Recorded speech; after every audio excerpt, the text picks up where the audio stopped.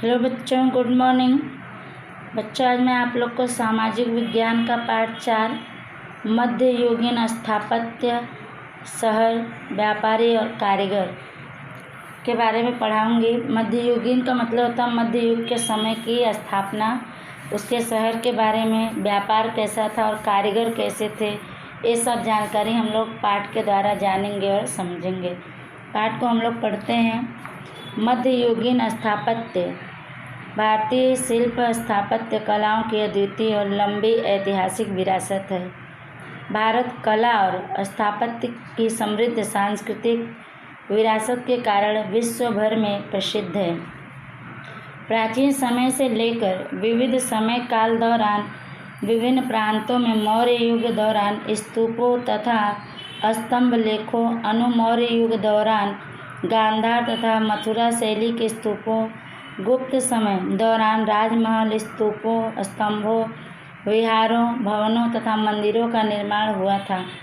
मध्य युग दौरान पाल, प्रतिहार, राष्ट्रकूट, राजपूत, दिल्ली सल्तनत तथा मुगल साम्राज्य द्वारा विविध स्थलों पर बनाए गए स्थापत्यों में जिसे बावड़ी के नाम से भी जानते हैं, तालाब, मंदिर और मस्जिद आदि अधिक संख्या में हैं। भारत के विविध प्रांतों ने विरासत में मिली स्थापत्य कला को अपने अपने ढंग से विकसित किया है। मध्ययुगीन स्थापत्य के बारे में यहाँ बताया गया है कि भारतीय कारीगरों द्वारा निर्माण किए गए कलाओं की अद्वितीय यानी जिसके समान कोई दूसरा न हो ऐसी लंबी अर्थात बहुत बड़ी ऐतिहासिक विरासत यानी इतिहास से जुड़े धरोहर हैं। भारत कला और निर्माण की समृद्धि सांस्कृतिक विरासत के कारण पूरे विश्व में प्रसिद्ध है। प्राचीन समय से लेकर अलग अलग समय के दौरान विभिन्न यानी अलग अलग प्रांतों में प्रदेशों में मौर्य युग के दौरान स्तूपों तथा स्तंभ लेखों, स्तूपों का मतलब होता है चिन्ह को रखने के लिए ईंट आदि से बना टीलों के आकार का आकृति, तथा स्तंभ लेख यानी खंभों पर पत्थरों पर लिखाया गया लेख। अनुमौर्य के समय गांधार तथा मथुरा शैली यानी मथुरा पद्धति में स्तूपों, गुप्त समय दौरान राजमहल, स्तूपों, स्तंभों, विहारों यानी घूमने के स्थल, भवनों तथा मंदिरों का निर्माण हुआ था। मध्य युग के समय में पाल, प्रतिहार, राष्ट्रकूट, राजपूत, दिल्ली सल्तनत तथा मुगल साम्राज्य द्वारा अलग अलग जगहों पर बनाए गए निर्माणों में जिसे बावड़ी कहते हैं, तालाब, मंदिर, मस्जिद आदि अधिक संख्या में है। भारत के अलग अलग प्रदेशों ने विरासत में मिली स्थापत्य कला को अपने अपने ढंग से अपने अपने तरीके से विकसित किया है, उसका विकास किया है। आगे पढ़ेंगे। शिल्प कला अर्थात कारीगरों का हुनर, इसके बारे में हम लोग पढ़ेंगे। शिल्पी के मन में जन्म लेने वाले भावों को छेनी, हथौड़ी द्वारा पत्थर, लकड़ी, धातु पर उत्कीर्ण कर यानी छेद कर या खोद कर लिखने की कला को अर्थात शिल्प कला कहते हैं। शिल्प कला के बारे में यहाँ कहा गया कि जो कारीगर होते हैं उनके मन में जो भाव जन्म लेते हैं उन भावों को छेनी, हथौड़ी द्वारा पत्थर, लकड़ी या धातु पर खोद कर लिखने की कला को शिल्प कला कहते हैं। आगे हम पढ़ेंगे स्थापत्य। स्थापत्य का मतलब होता है निर्माण। स्थापत्य के लिए शिल्प शास्त्र शब्द का भी प्रयोग होता है। स्थापत्य का सरल अर्थ निर्माण होता है। मकान, नगर, कुआं, किला, मीनार, मस्जिद, मंदिर, मकबरा, बावड़ी आदि के निर्माण को स्थापत्य कहते हैं। स्थापत्य कला में निपुण यानी कुशल व्यक्ति को स्थपति कहते हैं। स्थापत्य के बारे में यहाँ बताया गया कि स्थापत्य के लिए निर्माण के लिए शिल्प शास्त्र शब्द का भी उपयोग होता है। स्थापत्य का सरल अर्थ होता है निर्माण। मकान, नगर, कुआं, किला, मीनार, मंदिर, मस्जिद, मकबरा, बावड़ी आदि को बनाने के लिए उसका निर्माण करने को स्थापत्य कहते हैं। स्थापत्य कला में निपुण यानी कुशल व्यक्ति को स्थपति कहते हैं। आगे पढ़ेंगे। भारत के स्थापत्य, भारत में किए गए निर्माण के बारे में हम पढ़ेंगे किन किन चीज़ों का निर्माण हुआ है। 700 ईस्वी से 1200 ईस्वी तक राजपूत युग था। राजपूत कालीन स्थापत्य में मंदिर की नागर शैली उत्तर भारत में प्रचलित थी। खजुराहो के मंदिर, पुरी का लिंगराज मंदिर तथा सौराष्ट्र के गोप के मंदिरों का समावेश होता है। दिल्ली सल्तनत के समय काल में इस्लाम से संबद्ध यानी जुड़ा नई स्थापत्य शैली देखने को मिली है, जिसमें शुरुआत में अरब शैली प्रमुख है। इस स्थापत्य में मस्जिद, मकबरा और रोजा ये 3 स्थापत्य मुख्य हैं। दिल्ली के स्थापत्यों में जामा मस्जिद, कुतुब मीनार, हौज-ए-खास, अलाई दरवाज़ा, सीरी का किला मुख्य है। फिरोज शाह तुगलक द्वारा बनवाई गई मस्जिदें और नहरें विशिष्ट हैं। गुजरात, बंगाल और मालवा के मुस्लिम शासकों ने इस दौरान कई स्थापत्य तैयार करवाए थे, जिनमें अहमदाबाद में भद्र का किला और जामा मस्जिद, बंगाल में सोना मस्जिद महत्वपूर्ण है। इस समय हिंदू स्थापत्यों में राणा कुंभा द्वारा बनवाया गया कुंभलगढ़ का दुर्ग यानी किला और चित्तौड़ का कीर्ति स्तंभ या विजय स्तंभ महत्वपूर्ण है। भारत के स्थापत्य के बारे में यहाँ बताया गया है कि 700 ईस्वी से लेकर 1200 ईस्वी तक राजपूत यानी क्षत्रियों का समय था। राजपूतों के समय में निर्माण में मंदिर की नागर शैली यानी पद्धति उत्तर भारत में प्रख्यात थी। खजुराहो के मंदिर, पुरी का लिंगराज मंदिर तथा सौराष्ट्र के गोप के मंदिरों का समावेश होता है। दिल्ली सल्तनत के समय में इस्लाम से जुड़े नई निर्माण शैली को यानी पद्धति को देखने को मिलती है, जिसमें आरंभ में अरब शैली प्रमुख है। अरब शैली यानी अरब पद्धति।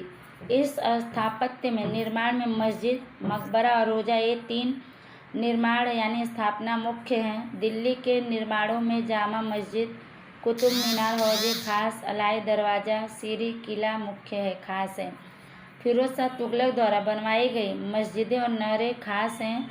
गुजरात, बंगाल और मालवा के मुस्लिम शासकों ने इस समय कई निर्माण तैयार करवाए थे, स्थापना करवाए थे, जिनमें अहमदाबाद में भद्र का किला और जामा मस्जिद, बंगाल में सोना मस्जिद महत्वपूर्ण है, खास है। इस समय हिंदू स्थापत्यों में राणा कुंभा द्वारा बनवाया गया कुंभलगढ़ का दुर्ग यानी किला और चित्तौड़ का कीर्ति स्तंभ या विजय स्तंभ खास है, महत्वपूर्ण है। आगे हम पढ़ते हैं। 13वीं शताब्दी में निर्मित कोणार्क का सूर्य मंदिर और कर्नाटक का हसलेश्वर मंदिर सबसे विशिष्ट प्रकार के स्थापत्य हैं। ओडिशा राज्य के पुरी जिले में बंगाल की खाड़ी के पास कोणार्क का सूर्य मंदिर है। इस मंदिर का निर्माण 13वीं शताब्दी में गंग वंश के राजा नरसिंह वर्मन प्रथम के समय में हुआ था। यह रथ मंदिर 7 अश्वों यानी घोड़ों द्वारा खींचे जा रहे सूर्य के रथ जैसे निर्मित किया गया है। इसमें 12 विशाल पहिए हैं। इस मंदिर का निर्माण काले पत्थरों में से किया गया है, इसलिए उसे काला पेगोड़ा के नाम से भी जाना जाता है।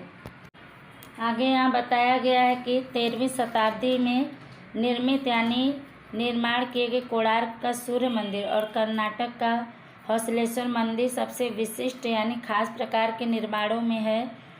ओडिशा राज्य के पुरी जिले में बंगाल की खाड़ी के पास कोणार्क का सूर्य मंदिर है। इस मंदिर का निर्माण 13वीं शताब्दी में गंग वंश के राजा नरसिंह वर्मन प्रथम के समय में हुआ था। यह रथ मंदिर 7 घोड़ों द्वारा खींचे जा रहे सूर्य के रथ जैसे निर्माण किया गया है। इसमें 12 विशाल पहिए हैं, बहुत बड़े बड़े पहिए लगे हैं। इस मंदिर का निर्माण काले पत्थरों से किया गया है, इसलिए इसे काला पेगोड़ा के नाम से भी जाना जाता है। आगे पढ़ेंगे। उत्तर भारत में मंदिरों की विशेषता उनके गोल शिखरों, गुंबदों और स्तंभ बिना के कक्षों के कारण है। दक्षिण भारत में शंकु आकार के, शंकु का मतलब होता है नुकीले आकार के नोकदार शिखरों वाले मंदिर बनाए गए। दक्षिण भारत में गोपुरम अर्थात मंदिर का प्रवेश द्वार मंदिर की विशेषता है।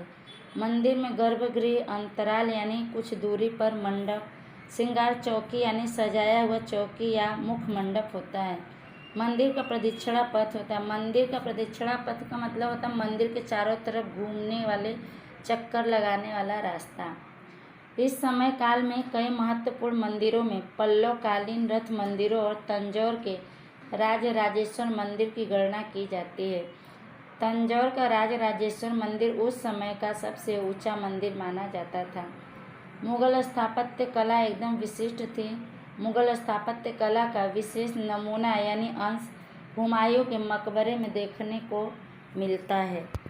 आगे बताया गया है कि उत्तर भारत में मंदिरों की खासियत उनके गोल शिखरों अर्थात गुंबदों और स्तंभ के बिना यानी खंभों के बिना कक्षों के कारण है। कक्षों मतलब कमरों। दक्षिण भारत में शंकु आकार यानी नुकीले आकार के नोकदार शिखरों वाले मंदिर बनाए गए हैं। दक्षिण भारत में गोपुरम अर्थात मंदिर का प्रवेश द्वार मंदिर की विशेषता है, खासियत है। आगे बताया गया कि मंदिर में गर्भगृह अंतराल यानी कुछ दूरी पर मंडप, श्रृंगार चौकी यानी सजाया हुआ चौकी या मुख्य मंडप होता है। मंदिर के चारों तरफ घूमने के लिए, चक्कर लगाने के लिए, परिक्रमा करने के लिए रास्ता होता है। इस समय में कई महत्वपूर्ण मंदिरों में पल्लव के समय के रथ मंदिर और तंजौर के राजराजेश्वर मंदिर की गणना यानी गिनती की जाती है। तंजौर का राजराजेश्वर मंदिर उस समय का सबसे ऊंचा मंदिर माना जाता था।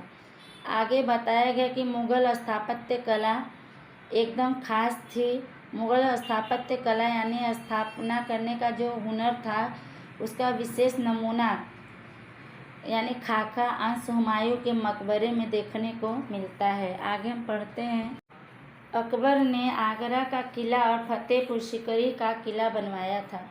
शेर शाह का सासाराम का मकबरा इस समय का विशिष्ट यानी खास स्थापत्य निर्माण है। मुगलों ने बाग बगीचे की एक पूरी परंपरा यानी रिवाज प्रथा शुरू की थी, जिसमें कश्मीर के निषाद बाग, लाहौर के शालीमार बाग और आगरा के आराम बाग का समावेश होता है। आगे बताया गया है कि अकबर ने आगरा का किला और फतेहपुर सीकरी का किला बनवाया था। शेर शाह का सासाराम का मकबरा इस समय का खास निर्माण है, स्थापत्य है। मुगलों ने बाग बगीचे की एक पूरी परंपरा यानी रिवाज शुरू की थी, जिसमें कश्मीर के निषाद बाग, लाहौर के शालीमार बाग और आगरा के आराम बाग का समाविष्ट होता है। आगे पढ़ते हैं। मुगल स्थापत्य कला का सर्वोच्च शिखर शाहजहां निर्मित आगरा के ताजमहल में देखने को मिलता है। विश्व के 7 अजूबों में से एक ताजमहल है, जो उत्तर प्रदेश के आगरा के ताजमहल में देखने को मिलता है। विश्व के 7 अजूबों में से एक ताजमहल है, जो उत्तर प्रदेश के आगरा में यमुना नदी के किनारे स्थित है। ताजमहल का निर्माण मुगल बादशाह शाहजहां ने अपनी बेगम यानी पत्नी मुमताज महल की याद में करवाया था। ताजमहल भारत के स्थापत्य कला की विरासत को गौरवान्वित करता है यानी सम्मानित करता है, और देश विदेश के पर्यटकों के लिए यानी जो घूमने के लिए यात्री आते हैं देखने के लिए, उनके लिए आकर्षक का केंद्र यानी माध्यम बना हुआ है। इसके उपरांत दिल्ली स्थित लाल किला का निर्माण शाहजहां ने करवाया था। लाल पत्थरों से तैयार इस किले में दीवाने आम, दीवाने खास, रंग महल जैसी मनोहर इमारतें बनवाई थी। उसकी सजावट में सोना, चांदी और कीमती पत्थरों का अद्भुत समन्वय है यानी मेल है। इसी किले में शाहजहां ने कलात्मक मयूरासन बनवाया था। मयूरासन का मतलब होता है मयूर के जैसा आसन बैठने का। इसी समय सिख संप्रदाय के श्रेष्ठतम यानी सबसे उच्च कोट के स्थापत्य स्वर्ण मंदिर का निर्माण अमृतसर में किया गया। इसमें बताया गया है कि मुगल स्थापत्य कला यानी निर्माण की कला का सर्वोच्च शिखर शाहजहां द्वारा बनवाए गए आगरा के ताजमहल में देखने को मिलता है, जो विश्व के 7 अजूबों में से एक ताजमहल है, जो उत्तर प्रदेश के आगरा में यमुना नदी के किनारे स्थित है। ताजमहल का निर्माण मुगल बादशाह शाहजहां ने अपनी बेगम यानी अपनी पत्नी मुमताज महल की याद में बनवाया था। ताजमहल भारत के स्थापत्य कला की निर्माण के कला की विरासत यानी धरोहर को सम्मानित करता है। गौरवान्वित का मतलब होता है सम्मानित, गौरवयुक्त है, और देश विदेश के पर्यटकों यानी जो घूमने के लिए आते हैं उनके लिए आकर्षक का केंद्र यानी माध्यम बना हुआ है। आगे इसमें बताया गया है कि इसके अलावा दिल्ली में स्थित लाल किला का निर्माण शाहजहां ने करवाया था। लाल पत्थरों से तैयार इस किले में दीवाने आम, दीवाने खास, रंगमहल जैसी मनोहर यानी मन को मोहने वाले इमारतें बनवाई थी। उसकी सजावट में, उसको सजाने में सोना, चांदी और बहुमूल्य पत्थरों का अद्भुत यानी अनोखा मेल है। इसी किले में शाहजहां ने कलात्मक मयूरासन यानी कला से भरपूर मयूरासन, मयूर के जैसा आसन बैठने के लिए बनवाया था। और आगे इसमें बताया गया कि इसी समय सिख संप्रदाय के उच्च कोट के स्थापत्य स्वर्ण मंदिर का निर्माण अमृतसर में किया गया है। आगे पढ़ेंगे। अभी हम भारत के स्थापत्य यानी निर्माण के बारे में पढ़े। अब गुजरात के स्थापत्य यानी स्थापना के बारे में पढ़ेंगे। गुजरात में कौन कौन से स्थापना किए गए हैं। गुजरात में सोलंकी शासन काल और संतलत युग दौरान अत्यंत उच्च कोट के स्थापत्य का निर्माण हुआ था। सोलंकी कालीन स्थापत्यों में 11वीं शताब्दी में भीमदेव द्वारा सोमनाथ के मंदिर का जीर्णोद्धार यानी टूटे फूटे मंदिर का सुधार करवाना और मोढेरा के सूर्य मंदिर का समावेश होता है। गिर सोमनाथ जिले में वेरावल के पास आए हुए प्रभास पाटन में सोमनाथ मंदिर है। सोमनाथ शैव पंथ का एक अत्यंत प्राचीन यानी पुराना, समृद्ध और महत्वपूर्ण केंद्र है। आज पुराने मंदिर का मात्र स्थान देखने को मिलता है। अंत में 1951 में इस नए मंदिर का निर्माण हुआ था। भारत में अत्यंत पवित्र 12 ज्योतिर्लिंगों में से सोमनाथ एक है।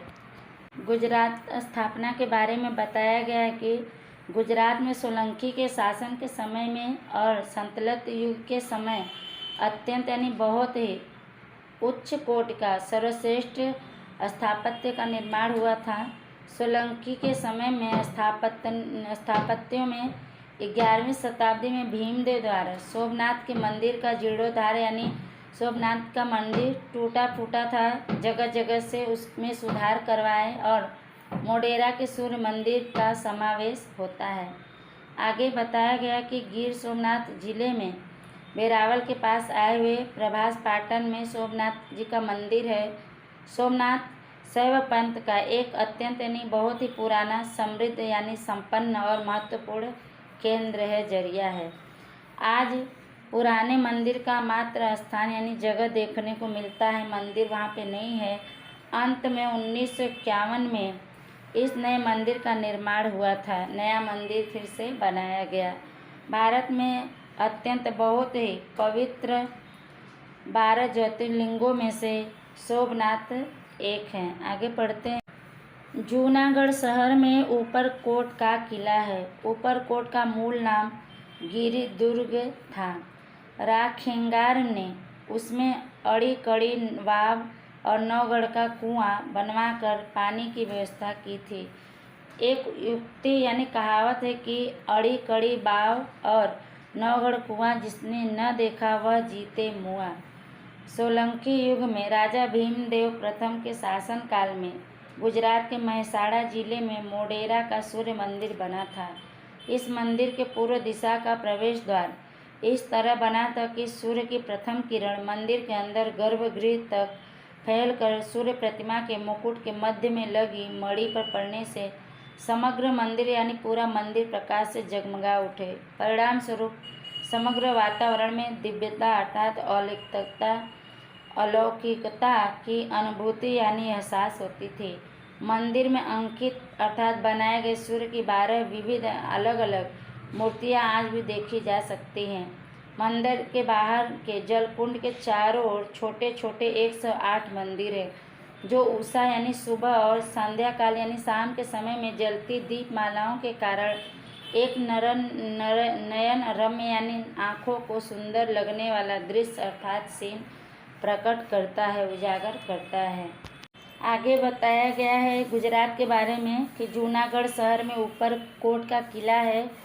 ऊपरकोट का मूल नाम गिरि दुर्ग था। राखेंगार ने उसमें अड़ी कड़ी बाव यानी बावड़ी और नौगढ़ का कुआं बनवाकर पानी की व्यवस्था यानी प्रबंध की थी। एक युक्ति है कि अड़ी कड़ी बाव और नौगढ़ कुआं जिसने न देखा वह जीते मुआ, यानी जो अड़ी कड़ी बाव यानी बावड़ी और नौगढ़ का कुआं नहीं देखा वह जीते जी भी मरने के समान है।